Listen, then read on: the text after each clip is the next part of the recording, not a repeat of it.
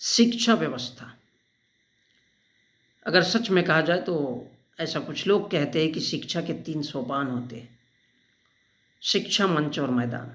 अब मैं केवल शिक्षा की बात करूँ तो हमारे देश में शिक्षा के भी बहुत सारे स्वरूप हैं। एक शिक्षा ऐसी होती है जो इंसान को इंसान नहीं रहने देती, और वो होती है धर्मों की शिक्षा। वो किसी भी सूरत में इंसान को इंसान ही नहीं रहने देती।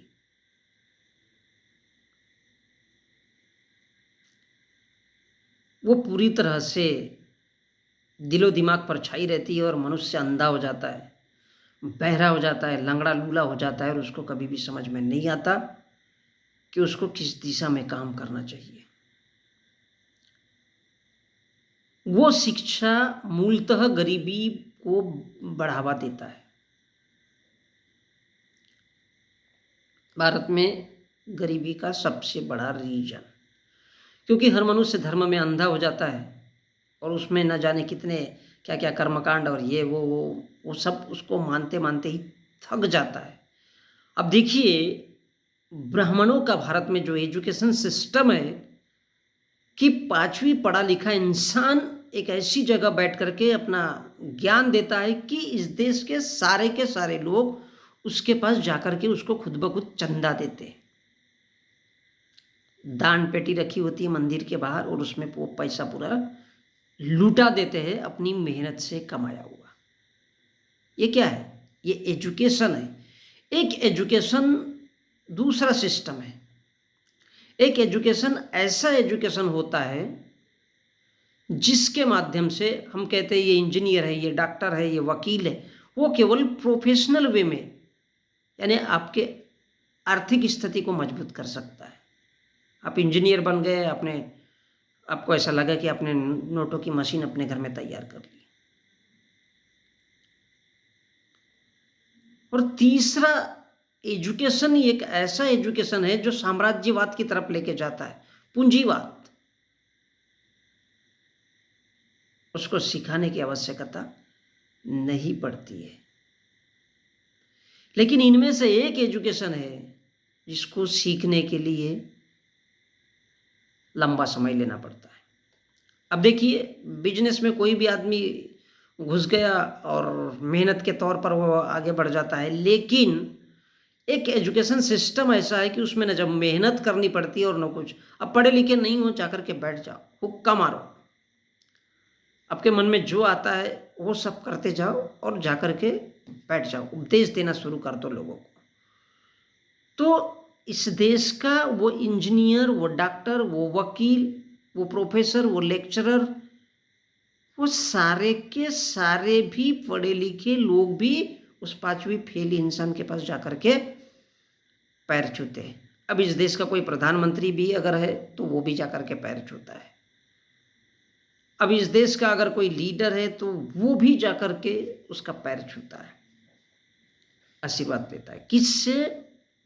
एकदम जो पढ़ा लिखा नहीं है उससे, क्योंकि उसके पास वो नैतिक एजुकेशन है जो इंसान को इंसान नहीं रहने देता, बावजूद भी सारे के सारे लोग जाकर के उसके कदमों में गिर जाते हैं। ये सिस्टम को समझिए कि हमारे देश में किस तरह से एजुकेशन सिस्टम काम करता है। एक एजुकेशन ऐसा है जिसके लिए गरीब हो अमीर हो हर इंसान जाकर के उसके कदमों में पैसा डाल के आता है। दान पेटी की बात कर रहा हूं, वो भी एक एजुकेशन का हिस्सा है। एक सेकेंडरी एजुकेशन ऐसा है जिसके लिए हम लंबा समय लगाते हैं, पढ़ते हैं, स्कूल कॉलेज, बावजूद इतना पढ़ने लिखने के बावजूद भी हम जाकर के उसके कदमों में सिर झुकाते हैं। तो सोचिए, हमारे पढ़ाई लिखाई करने का अर्थ क्या है? हमने क्या पढ़ा है? हमने फिजिक्स पढ़ी, हमने केमिस्ट्री पढ़ी, हमने मैथ्स पढ़ा, हमने साहित्य पढ़ा, हमने सोशलॉजी पढ़ा, हमने पॉलिटिक्स पढ़ी और हम इंजीनियर भी बन गए और डॉक्टर भी। बावजूद इसके हमने हासिल क्या किया है? ये कौन सा एजुकेशन है जो हम लेते हैं?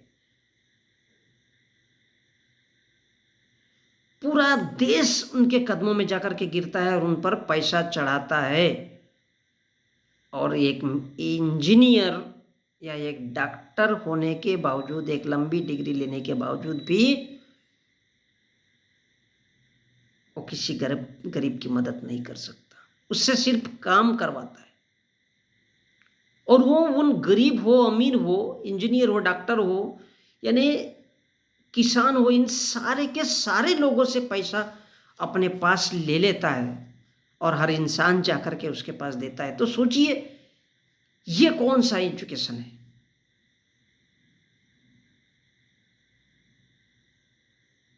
सोचने लायक बात तो है।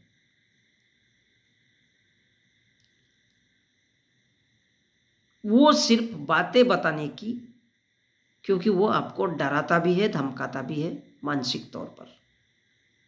कौन सा एजुकेशन? वो एजुकेशन जो इस देश के मंदिरों में सिखाया जाता है, मूर्तियों की पूजा करना।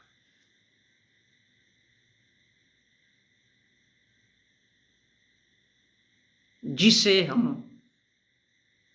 धर्म कहते हैं।